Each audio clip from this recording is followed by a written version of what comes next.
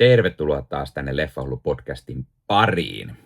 Ari Asterin uusin elokuva Eddington oli tullut digitaalisesti myyntiin ja mä päätin ostaa sen heti, sillä mulla oli todella kova hinku nähdä tää leffa. Mä en sitä leffateatterissa käynyt katsomassa ja mä halusin nyt nähdä tän. Ja mitään tietoa ei ollut, koska olisi tulossa fyysisenä levylle. Niin mä ajattelin, että kerrankin mä ostan tän digitaalisena. Tää oli melko edullinen hinta myös. Sillä oli kuin 14 € vaan Blockbusterissa, joten mä ajattelin, että ostetaan se nyt vaihteeksi. Muutaman leffan on digitaalisesti sieltä ostanut, niin ajattelin, että ostetaan tää nyt myös. No, miksi mä halusin tän nähdä? No, oli se syy, että Ari Asterin leffat on kiinnostavan outoja ja mielenkiintoisia. Ja koska tätä leffaa tähdittää Joaquin Phoenix ja Pedro Pascal, niin se riitti mulle. Mutta millainen leffakokemus tää olikaan? Tai miten näyttelijät suoriutu rooleistaan? Tai suosittelenko mä katsomaan tämän just nyt heti? Niin näihin lähdetään hakemaan vastauksia arvostelussa. Mutta sitä ennen täytyy tietenkin mainita, että hei, jos katsot YouTuben puolelta, pistä peukkuu, pistä kanava tilaukseen, muistutuskellosta päälle näet aina, koska tulee uutta sisältöä, ja se myös auttaa aina kanavaa. Ja jos haluat tukea lisäkanavaa, niin Leffahullu YouTube-kanavan jäseneksi voi liittyä, sillä tavalla näkee videoita ennakkoon. Tämänkin on varmasti nähnyt jo aiemmin, ja sen lisäksi saa nimensä näkyville videolle, ja voi näyttää, että tuet sillä tavalla kanava, ja kuten tietenkin tärkeintä, se tukee kanavaa, eli kiitos kaikille jäsenille. Jäseneksi voi liittyä joku euron kuukausihintaan tai 3 euron kuukausihintaan, ja sillä tavalla tukea kanavaa. Ja sitten jos täytyy myös mainita, että jos haluat ostaa itsellesi kulttileffoja, niin käyhän kulttileffakaupassa, käytä siellä koodia Leffahullu, saat 10% alennuksen, ja sillä tavalla pääset nauttimaan mahtavista kulttiklassikoista. Meikäläisellä on kanavalla niitä arvostelussa, kulttikama-osioissa, kuten tämä Don't Go in the House-elokuva. Joten jos haluat kuulla tästä mietteitä, katso se arvostelu. Ja jos haluat ostaa tämän leffan, niin kulttileffakaupasta voi käydä ostamassa. Ja koodilla Leffahullu saat vielä pienen alennuksen. Nyt itse arvosteluun. Eli Eddington on eräänlainen COVID-19 salaliittoelokuva. Eli korona on isossa osassa. Elokuvan tapahtumat sijoittuu vuodelle 2020 ja myös Black Lives Matter mielenosoitukset on isossa osassa sekä sitten terrorismi ja hitto ties ja mitä. Tässä on myös politiikkaa ja otetaan siihen kantaa ja tämä ottaa kantaa kyllä todella moneen eri asiaan, ja tämä on vähän tämmöinen eräänlainen satiirinen kantaa ottava elokuva. Kuitenkin lupaavan alun jälkeen tämä leffa muuttui tylsäksi. Se alkoi laahaamaan, ja oli vähän sellainen, että katselin, että jaksaako tätä nyt katsoa, että pitääkö pitää pieni tauko. Kunnes noin tunti 30 minuutin kohdalla tapahtui yllättävä käänne, joka sai taas kiinnostumaan leffasta. Tämä leffa kestää siis noin sen 2,5 tuntia, pikkusen vajaa, niin 1,5 tunnin kohdalla tämä muuttuu mielenkiintoiseksi ja tuli semmoinen, okei, mennäänkin tällaiselle linjalle. Mutta siis, mitä vittua? Siis oli mun ensimmäinen ajatus, kun mä katsoin tätä leffaa. Siis ihan oikeasti, mitä hittoa? Siis taas kerran leffa, joka saa kysymään, että kenelle tulee idea tehdä tällainen leffa?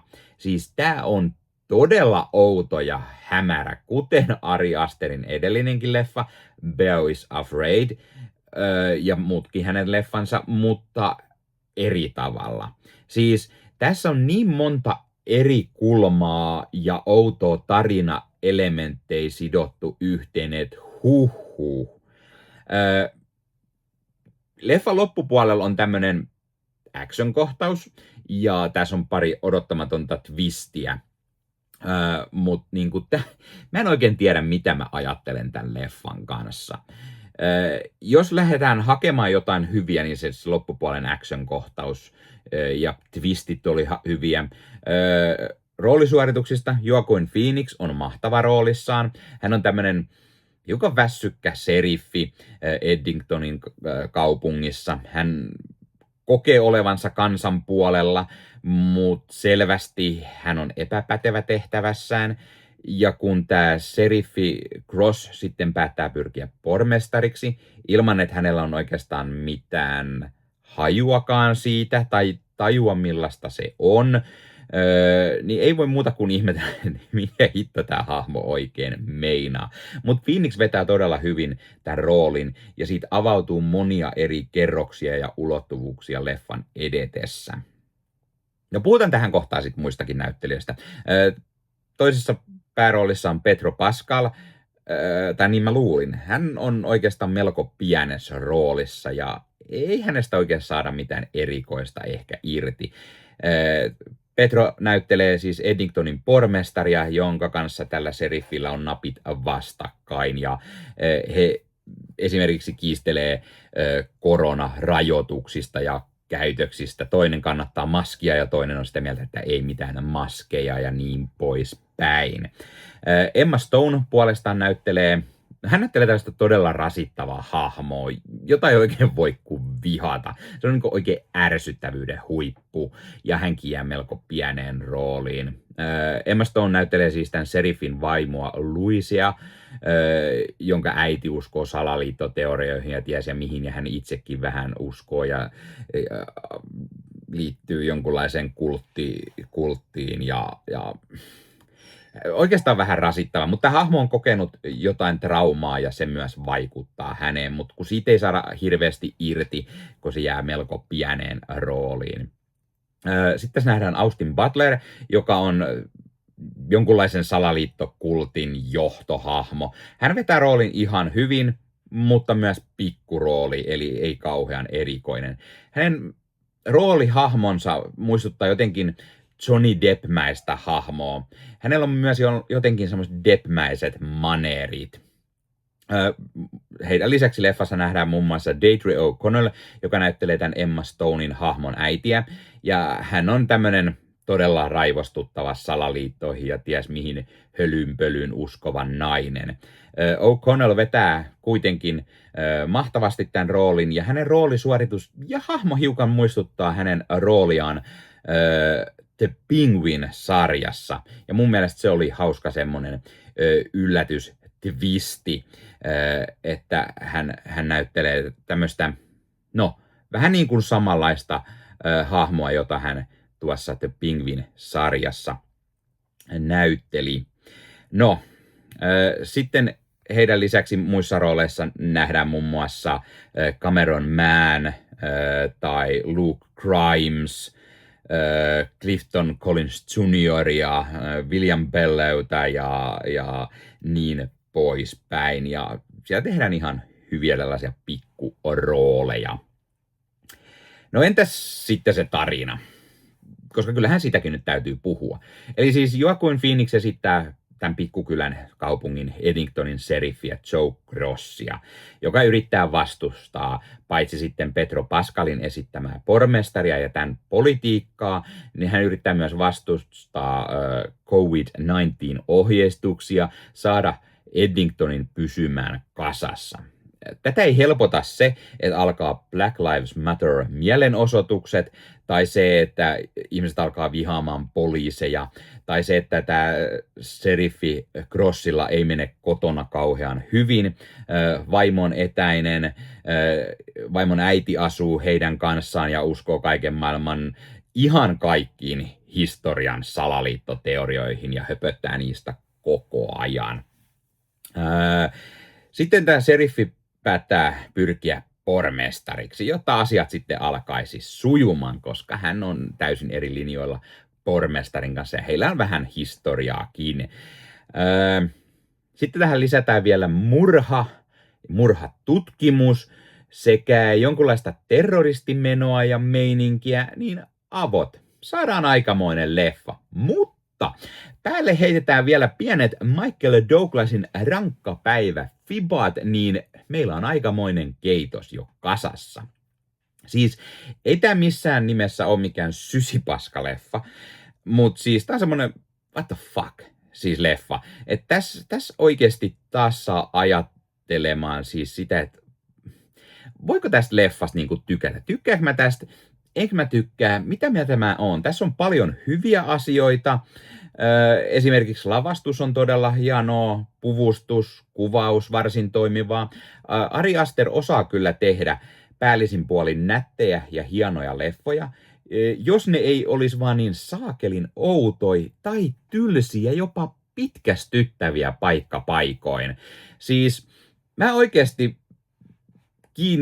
niin kuin menetin kiinnostukseni osittain jossain kohtaa tätä leffaa ja mietin, että jaksaks mä katsoa tätä loppuun. Sitten kun tulee se pikku twisti siinä noin tunti 30 minuutin kohdalla, mä olen, että no katsotaan mihin suuntaan tämä nyt menee.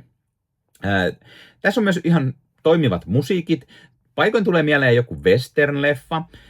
Sitten elokuvan edetessä vähän semmoista kauhufibaa, varsinkin just Asterin omat leffat, Hereditary tai Midsommar. Ja sitten taas paikoin ne menee aika kaoottisiksi ne musiikit, mutta siis ihan hyvät kuitenkin. Ja siis mulla oli tosi iso hinku nähdä tää ja mä odotin tätä melko paljon. Mutta mä luulen, että ensi kerralla mun pitää muistaa, että Ari Aster-leffat ei ehkä oo mulle. Nää on niin hiton outoja ja monin paikoin ehkä jopa tylsiä ja tuntuu siltä, että tämä tarina ei oikein etene. Kun sitten yhtäkkiä se alkaa etenemään, mutta sitten se taas alkaa laahaamaan ja menee vähän tylsäksi ja hitaaksi ja semmoinen, että what the fuck. Ja jotenkin se, että tässä niinku, me ollaan just päästy korona-ajasta eroon ja tässä niinku tulee leffa koronasta ja niinku, siis niinku, joka tuutissa ollaan puhuttu siitä, niin nyt tulee leffa, missä niin oikein paasataan ja salaliittohässäköitä siitä ja niin kuin näin poispäin, niin jotenkin ei vaan jaksa katsoa. Ja sitten sen lisäksi, että tämä leffa yrittää olla satiirinen, se yrittää piikitellä vähän koronasta, Black Lives Matterista ja niin poispäin, niin sitten niin kuitenkin se tekee sen todella ontuvasti ja sitä leffa on melko kaoottinen. Mä pidin kyllä leffan ylitseampuvasta loppuusta, joka on aika pähkähullu, mutta silti tämä leffa vaan jotenkin leviää kokonaan käsiin. Ari Aster on keksinyt tämän leffa-idea joskus 10 vuotta sitten, ja siitä piti tulla hänen ensimmäinen elokuvansa, hänen esikoistyönsä, mutta jotain tapahtui, ja sitten hän päätti tehdä Hereditarin ja pari muuta ennen kuin hän tarttui tähän. Mutta tämä tuntuu just siltä, että Ari Aster on 10 vuotta hionnut tätä leffaa, hän on keksinyt koko ajan lisää ja lisää ideoita ja uusia kulmia tähän leffaan, ja sitten hän on päättänyt vaan, että heitetään ne kaikki siihen mukaan, ja sitten niihin kaikkiin ei kunnolla oikein niin kuin paneuduta. Ja tämä vaikuttaa siltä, että just tämmöinen uusi lupaava ohjaaja, joka tekee vähän tämmöisiä pienempiä leffoja, niin saa sitten niin kuin studiolta vähän enemmän rahaa tehdä leffoja, ja sitten se vähän niin kuin sokaisee ohjaajan ja hän ei sitten oikein täysin tiedäkään mitä tekee, vaan tekee sen oman työnsä, oman tyylinsä lumoissa sen elokuvan ja päättää, että hei, se on tämmöinen, that's it. Ja studio luottaa hänen, koska hän on niin kuin kehuttu ja hyvässä nosteessa. Mutta mä en vihannut tätä leffaa. Tää oli semmonen ihan ok, hyvä. Ja musta tuntuu, että tämän leffan kanssa voi periaatteessa käydä niin kuin esimerkiksi Robert Eggersin The Lighthouse-leffan kanssa. Eli eka fiilis siinäkin oli, että mitä hittoa mä just niin kuin katoin. Tää on aika hirveä leffa. Mutta tokalla katselukerralla mä tajusin, että se on todella mahtava ja loistava elokuva. Niin tälläkin voi käydä niin, jos mä siis tämän katon joskus uudestaan. En nyt varmaan ihan lähitulevaisuudessa. Ei tästä jäänyt semmoinen fiilis niin kuin siitä Lighthousesta. Me ei sitä koko ajan ajattelemaan. Tässä oli enemmän semmoinen, että tämä oli tämmöinen nyt leffa. Arvosanaksi mä antaisin tällä varmaan sen 7/10. Eli siis tämä ei ole huono, mutta tämä on vähän niin kuin vaisu ja semmoinen keskinkertainen. Eli kaiken kaikkiaan tämä ei ollut kauhean hyvä kokemus niin kuin siinä mielessä. Mulla jäi enemmänkin semmoinen fiilis, että hitto mä maksoin 14 € tästä digitaalisesta. Miksi mä hätäilin niin paljon, että mä näen. Olisi voinut halvemmallakin katsoa. Suosittelen katsomaan tämän heti. No ei ehkä heti. mä enemmänkin sanoisin, että kannattaa odottaa, että saa vähän halvemmalla jostain. Mä tykkäsin kuitenkin nimenomaan Joaquin Phoenixin roolisuorituksesta, tekee todella hyvää jälkeä ja siellä on niinku kuvaus, lavastus, kaikki tämmöinen tekniset asiat on todella hyvässä kunnossa, mutta se käsikirjoitus laahaa ja töksähtelee ja sitten siinä on liikaa elementtejä. Vaikka se leffa kestää melko kauan, niin sitten tulee just semmoinen fiilis, että tämä kestää liikaa, tämä laahaa liikaa, mutta sitten taas joitain asioita olisi halunnut nähdä sit vähän lisää käsiteltävän. Eli niinku, sä niinku mietit, että tämä on liian pitkä, mutta on liian lyhyt. Eli tulee vähän semmoinen, fiilis. Tässä on hyviä asioita, mutta tässä on myös niin paljon sitä semmoista huonoa, että vähän jää keskinkertaiseksi. Silti mä ihan suosittelen, kannattaa katsoa, jos tykkää esimerkiksi just Ari Asterin edellisestä leffasta Beau is Afraid. Tää on vähän samanlaista outoutta, vaikka nyt se oli ehkä vielä enemmän tiimiä. No, nämä on vähän erilaisia leffoja, mutta mun mielestä Asterilla on se niinku, hän on vähän laskusuhdanteessa. Hereditarin, Midsommarin jälkeen nämä leffat on ollut vähän sellaisia, että en oikein tiedä. Ja nyt täytyy ehkä ensi kerran muistaa, että kun tulee se seuraava, niin ei sitä ehkä kannata leffaan mennä tai ostaa heti, vaan kannattaa odotella vähän rauhassa ja ostaa sitten vähän halvemmalla. Näin mä luulen, että kannattaa tehdä. Mutta laita kommenttiin. Oletko sä nähnyt tämän leffan? Mitä mieltä sä oot siitä? Tykkäsitkö et? Miksi et? Mikä on sun mielestä paras Ari Aster-leffa? Entä Joaquin Phoenixin tai Pedro Pascalin, tai mitkä on heidän parhaat roolit, jos ne on eri kuin ne parhaat leffat? Pistä kommenttiin. Ja laita Leffahullu somekanavat haltuun.